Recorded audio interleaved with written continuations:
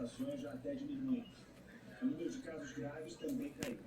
O primeiro-ministro destacou que 90% dessas pessoas do UTI tomaram a dose de reforço.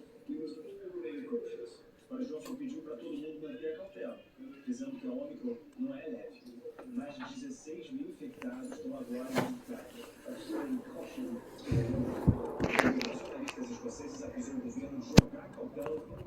Ele lembrou que na Escócia as pessoas ainda têm que usar máscara. O chefe do sistema público de saúde do Reino Unido disse que a pressão dos hospitais é grande. O número de internados é quase 5 vezes maior do que em 6 meses atrás. A Ômicron se espalhou mais tarde na Europa continental.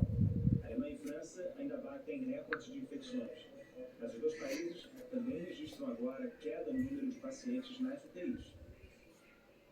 Aqui no Brasil, a taxa de transmissão do coronavírus calculada pelo Imperial College de Londres indica que cada 100 pessoas contaminadas transmitem o vírus para outras 135. O Imperial College ficou sem calcular o índice do Brasil desde meados de dezembro, por causa do apagão de dados do Ministério da Saúde. No Distrito Federal, cada 100 infectados transmitem a doença para 231 pessoas. O ministro do governo local voltou a exigir o uso de máscaras em locais abertos.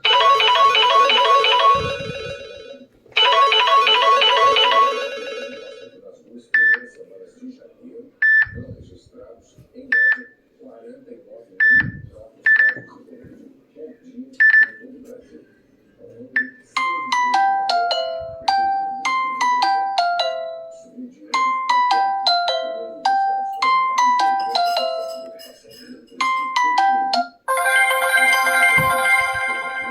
Espírito Santo,